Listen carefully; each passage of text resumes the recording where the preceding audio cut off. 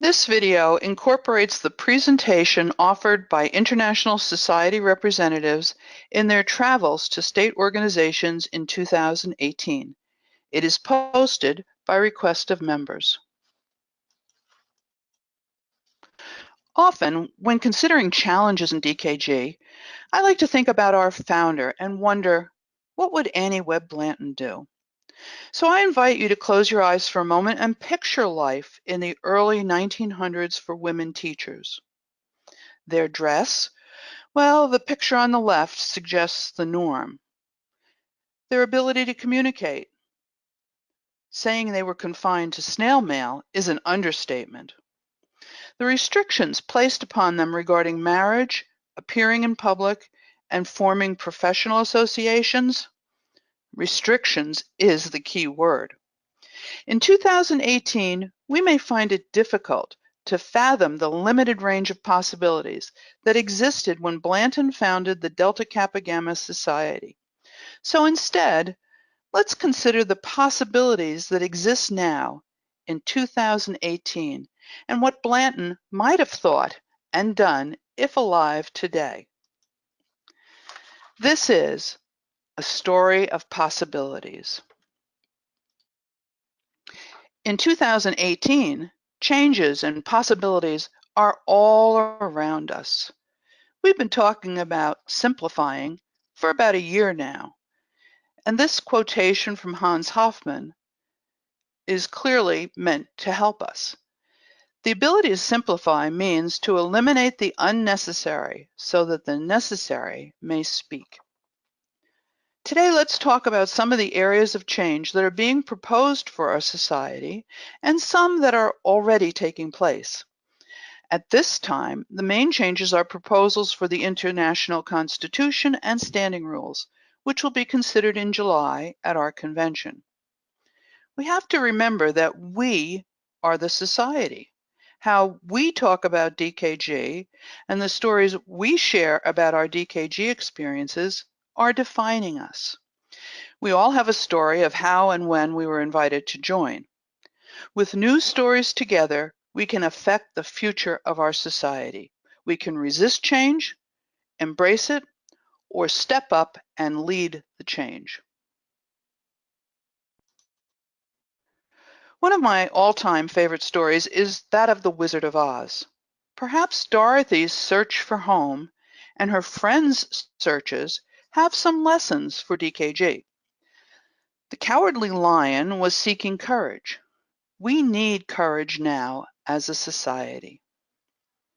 The Tin Man wanted a heart. Heart is something that many of us see as strong within our organization.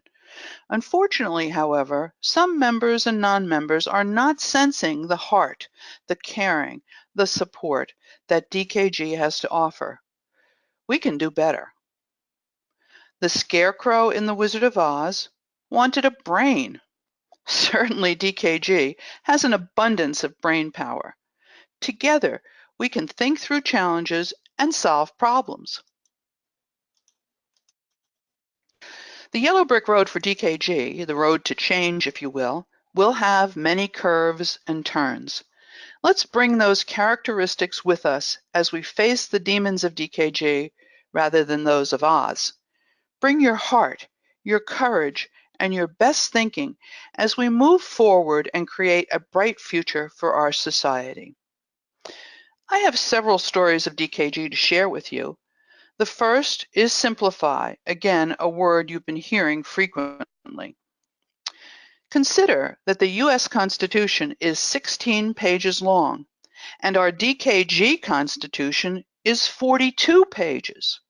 We need to consider simplifying.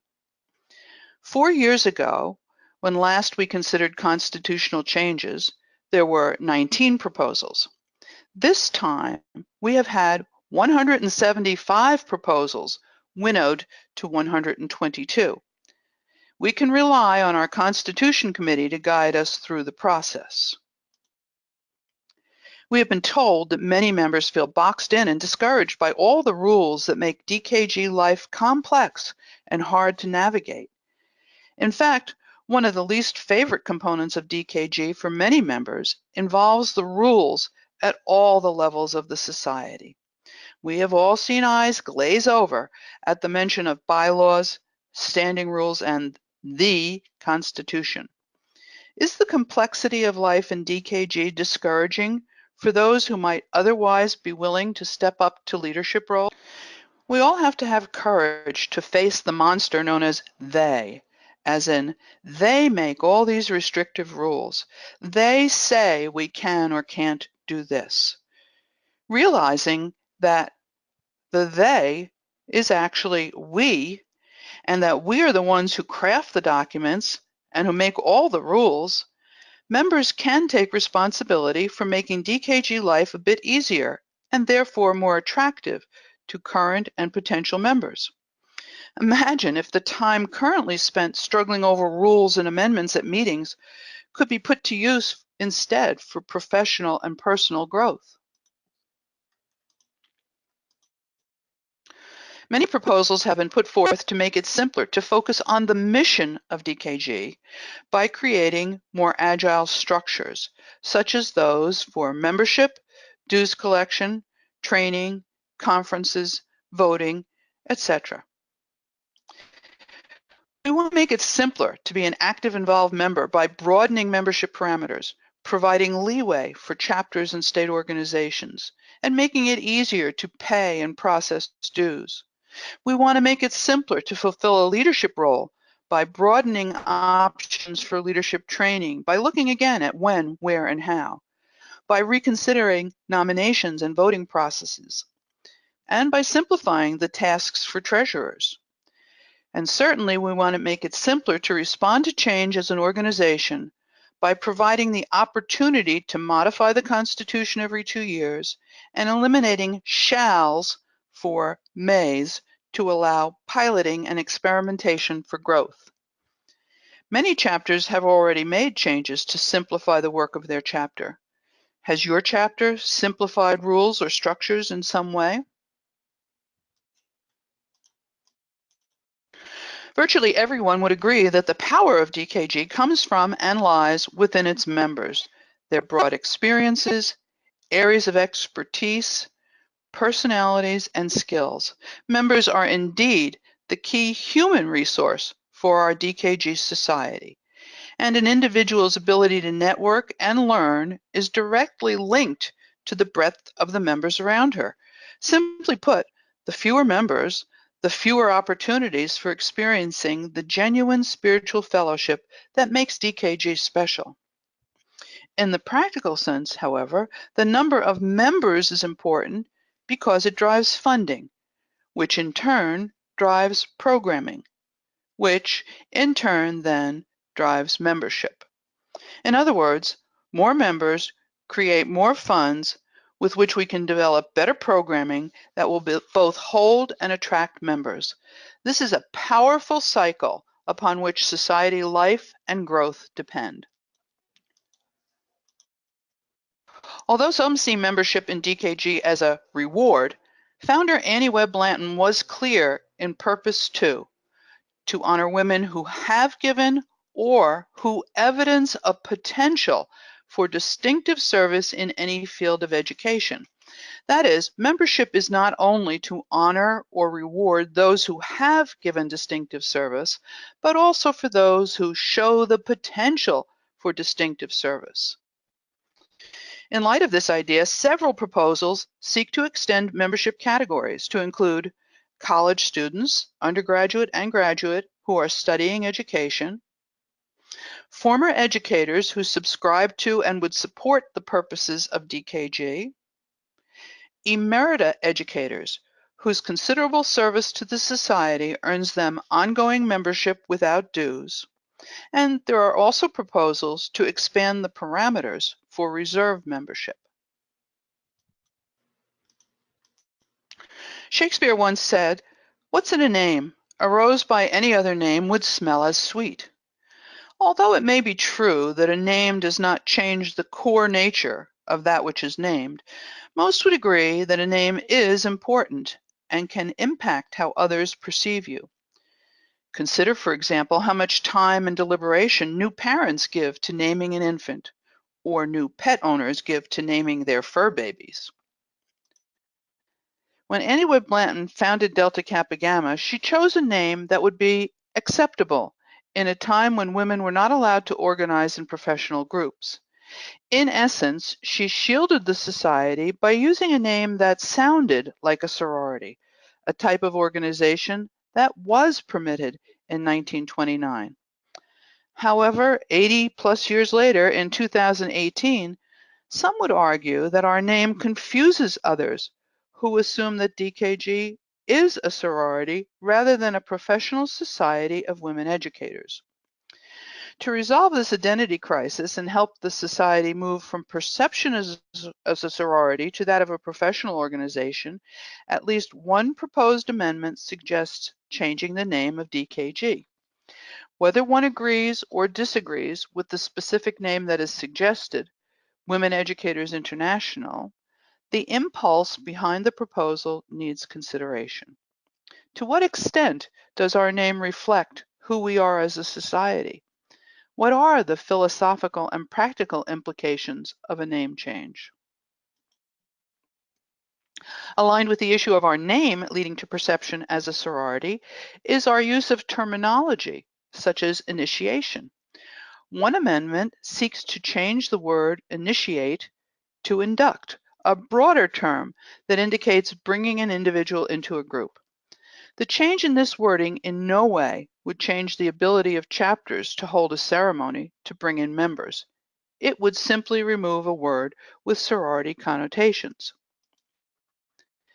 Members will be asked to consider altering the names of several committees. The Communications and Publicity Committee seeks to be called the Communications and Marketing Committee in order to more fully capture the broader concept of marketing, of which publicity is a subset. The Unitemple Holden Leadership Fund Committee asks to simplify its name to the Holden Fund Committee. And because its award is given to the author of a book related to education, the Educators Award Committee seeks to be renamed the Educators Book Award Committee. Name changes large and small will be among the considerations at the International Convention. One key way that members become involved in the life of the society is through work on committees at the various levels of DKG. At the international level, participation on a committee is challenging and rewarding. For the international president, using international committees effectively and efficiently is a priority. Several proposals seek to modify committees for effectiveness and efficiency. Educational excellence, for example, in the last major change to committees, was formed to replace program, research, personal growth and services, and professional affairs. So the committee was structured to include 13 members, including a chair, 2 representatives from each region, the primary NGO representative, and a music representative. At this point, the committee is indeed recommending a downsizing from 13 to 6. 5 regional representatives with 1 as the chair and the primary NGO representative. Because the music representative essentially serves one function, to work with the international president on the international convention, this position is not included in the proposal. 2 proposals have been submitted regarding the expansion committee. The committee's primary responsibility has been to suggest areas for expansion of the society. The committee itself suggested including support to state organizations as part of the committee's charge, that is, to assist expansion in state organizations that need members. The administrative board proposes to eliminate this committee for 2 reasons. First, research for the committee is generally conducted by headquarters personnel rather than by committee members themselves. And second, any recommendations for expansion to other countries must be handled by the administrative board. In other words, expansion rightfully rests with the administrative board and does not require a separate committee. Corollary proposals work to add the responsibility for expansion and support of struggling state organizations to regional directors and area representatives. A third proposal is to merge Leadership Development Committee and the Golden Gift Committee based on purposes and workload. Both committees focus on development of society leaders. Although Golden Gift at one time included program grants, its focus now is solely on planning and implementing the Leadership Management Seminar. The major work of the Leadership Development Committee is completed in the first year of the biennium, and that of the Golden Gift Committee in the second year. A merged committee would be more efficient and focused on development of society leaders. One other proposal suggests that the international president make assignments to appointed committees to provide for representation that is proportionate to the number of members in each region. On the one hand, this might impact smaller regions by having less representation overall. However, it would also impact all members because there would be more equitable opportunity for participation. It's important to note that leadership development and educational excellence currently specify one member from each region in their description in the Constitution. Imagine a way to capture all that members love about regional conferences while also addressing their concerns about these biennial events. Proposed amendments to the Constitution can work to create such a win-win scenario. We've been told that members love the networking and friendships that evolve at regional conferences, as well as the ability to learn new things and visit new places. At the same time, they express ongoing concerns about the costs in time and money and the need for more professional sessions that fit with their overall professional and personal growth. Those who look to the specific needs of younger and newer members see a missed opportunity to engage them and ensure the future of DKG. International leaders and headquarters personnel love the sense of unity that regional conferences can create between and among all levels of the society. And they recognize that the main purpose of the regional conferences, as defined by the Constitution, has been, quote, to provide educational workshops and leadership training and to disseminate information regarding society, close quote. At the same time, they realize that regional conferences as currently structured can be cumbersome and costly, not only to members, but also to the society as a whole, and that the necessary training and dissemination of information can be accomplished more efficiently and effectively. Regions were designed, after all, to provide a convenient structure for activities and oversight. Based on feedback from members, the convenience and effectiveness of this arbitrary structure may have diminished. One might even argue that as our society has evolved, the structure has begun to outweigh the purpose. Current language in the Constitution provides detailed prescriptions for how, when, and by whom conferences are held, locking us into structures that may have outlived their efficiency and effectiveness. Just the simple use of the word shall creates inflexibility and serves as an impediment to the kind of agility that modern organizations need to survive. An amendment to change shall to may opens possibilities of new structures. Proposals related to the regional conference revolve around the following key issues. First, replace the phrase regional conference with the phrase international conference. This language would retain the idea of a conference, but allow the possibility of organizing such conferences in a variety of ways, including by regions, paired regions, theme, educational issue, and so forth. The second area is modification of groups to receive training at the conferences. The CMP committee has proposed that the requirement for pre-conference training sessions for editors and webmasters be removed. Attendance has been low for such training, and the interest of editors and webmasters is primarily in sharing, which can be accomplished through a targeted breakout session.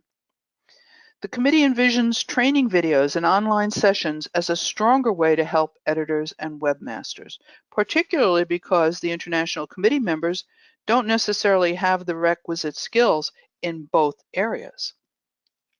The Finance Committee has proposed the treasurers receive a full day of training rather than a half day. They believe that working with presidents and membership personnel as a team is important, and they'd like to see the team training that was piloted at the 2017 conference continue. The current half-day allotment does not allow for both specific training and collaborative training. Fiscally, the cost for their additional half-day can be seen as a trade-off for the 2 half-day sessions of training that CMP proposes to eliminate. Another issue is removing the phrase preceding each conference. This is proposed in order to give flexibility for the timing of the training sessions. It does not eliminate the requirement for training, but does allow flexibility in scheduling of that training. For example, it might be beneficial at some point to train all incoming state organization presidents at one time or place. For example, at a single conference devoted to leadership. Overall, the proposals related to the regional conferences do not seek to take away these valuable times for members to interact and be trained. Rather, they work to relax the parameters within which such networking and training can occur. Because leadership in DKG is critical to the success of every level of the society, nomination and election of leaders are important endeavors. Over the past several biennia, in fact, nomination and voting for society leaders, including officers, members at large, area representatives, and members of elected committees such as finance and nominations, have received considerable study. Issues related to the best ways to nominate and elect leaders continue to receive attention. The election process overall currently begins with nomination of members to various positions. Procedure charges members of the elected 10-member nominations committee with the tasks of soliciting nominees, assessing nominees' qualifications, and proposing a slate that includes at least one candidate for each office or position. Those who are not nominated by the committee, but who wish to be considered, may submit their names for consideration for election. Their information is published in the DKG News. In addition, a member may be nominated from the floor. The current voting method provides for state organization presidents to cast the votes for their members. The voting power is determined by the number of members in a state organization. One vote for every 5 active or reserve members. The state organization president can cast all the votes for one candidate or split the number if there are 2 or more names on the ballot for a single position. For example, a state with 500 active or reserve members has 100 votes. If there's more than one candidate, the 100 votes may be cast all for one candidate or be split, as long as the total equals 100. This is called representational voting. If the voting process changes, the nominations process will change as well. One proposed amendment for voting suggests allowing all who register and attend an international convention to cast a vote for the candidate of choice for each position. Those members who do not attend the convention would not have a vote. The rationale is that members who attend convention are those who are most familiar with the candidates. The cost of a vote by convention attendees is estimated to be approximately $2,500, which includes ballots, software, and a scanner. Another proposed amendment suggests allowing all members to cast a vote for each candidate via electronic means. The rationale is that all members should have a voice in deciding who should lead. The cost of all members voting is estimated to be $10,000 to $25,000. But that amount has not been researched for specificity. In terms of nomination, if either of the proposed amendments passes, selection and presentation of the slate of nominees will change. The nominations committee will vet applicants for office. That is, check that those who apply meet the qualifications. Then the names of all who meet the qualifications will be placed on the ballot. This process could result in the possibility of multiple nominees for each position or office. In the event of a runoff vote, only those who voted in the original ballot will be allowed to vote on subsequent ballots. There will be no nominations from the floor. All these proposals can feel a bit overwhelming, but if we keep in mind the purpose of change is to move forward and allow for flexibility while maintaining the mission of DKG, we can do it. Remember Dorothy and her friends. Have courage, use your brain, and keep an open heart. In their book, The Art of Possibility, Benjamin and Roz Zander describe the we story. It is a story that is constantly unfolding. It allows to see the we of us, not emphasizing individuals, but rather our relationships as we courageously work together to discover what is best for us. They share the following 3 steps for creating our we story. 1. Tell the we story, the story of the unseen threads that connect us all, and the story of possibility. Listen and look for the emerging entity. And 3rd, ask, what do we want to happen here? What's best for us, all of each of us, and all of us? What's our next step? I close where I began, thinking about Annie Webb Blanton and sharing one of her comments. Be progressive. Keep up with the moving world while not discarding what in the old has value. But don't cling to the old when its worth has passed. Don't be a person so set in your views that nothing can change you. These are important words from Annie Webb Blanton. They are as fitting today as they were in 1929. I hear her encouraging us to move forward with courage and with heart.